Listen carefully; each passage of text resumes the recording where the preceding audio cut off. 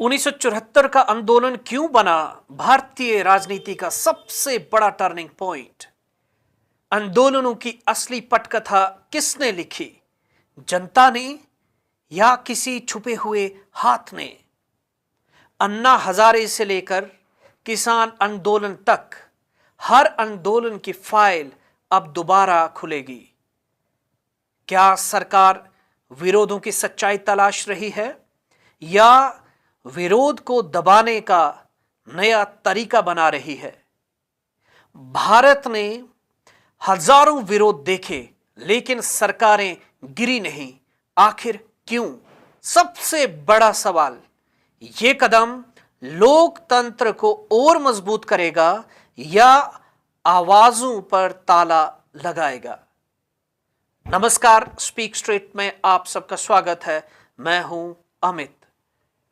Viewers, Bharat में जब भी जनता को कोई बात अच्छी नहीं लगी, जनता ने सड़क पर उतरकर उसका विरोध किया है।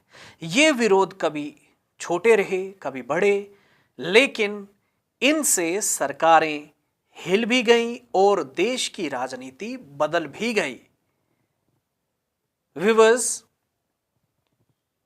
भारत के गृह मंत्री अमित शाह जी ने कहा है कि एक बड़ा अध्ययन किया जाएगा और इस अध्ययन में 1974 से लेकर आज तक हुए सभी बड़े विरोध जो आंदोलन रहे उनकी जांच की जाएगी। इस जांच में यह देखा जाएगा कि ये आंदोलन क्यों हुए, पैसा कहां से आया, इनके पीछे कौन लोग थे और इनसे देश को क्या असर पड़ा। व्यूअर्स, 1974 क्यों खास है?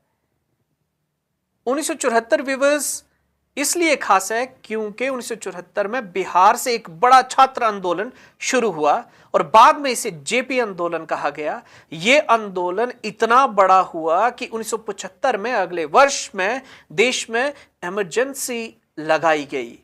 इमरजेंसी का मतलब था अखबारों को खामोश करा दिया गया, नेताओं को जेल में डाल दिया गया और जनता की आवाज छीन ली गई।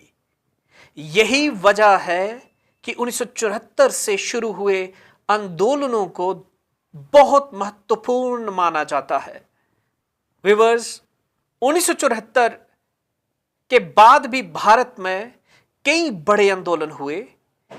1990 में मंडल कमीशन विरोध, 2011 में भ्रष्टाचार के खिलाफ अन्ना हजारे का आंदोलन और हाल ही में 2020-21 में हम सब ने देश में किसान आंदोलन भी देखा। हर आंदोलन ने सरकार पर दबाव बनाया और कई बार फैसले बदलवाए भी। इस बार जांच कौन करेगा? सबसे बड़ा सवाल। अब यह काम BPR&D नाम की एजेंसी को दिया गया है। इसके साथ पुलिस, आर्थिक एजेंसियां और सुरक्षा एजेंसियां भी जुड़ी रहेंगी। मतलब साफ है, आंदोलन सिर्फ क्यों हुआ यही नहीं देखा जाएगा, बल्कि यह भी जांचने का प्रयास होगा कि कहीं इसके पीछे बाहरी ताकतें छिपी हुई है या पैसा तो नहीं था। और व्यूअर्स, लेकिन कई लोग ये भी कह रहे हैं कि सरकार इस जांच का इस्तेमाल सिर्फ अपने हिसाब से कर सकती है। यानी जिन आंदोलनों से सरकार को फायदा हुआ उन्हें सही बताया जाएगा और जिनसे सरकार को दिक्कत हुई उन्हें गलत ठहराया जाएगा। यानी डर यह है कि कहीं यह जांच सिर्फ विरोध की आवाज दबाने का नया तरीका ना बन जाए।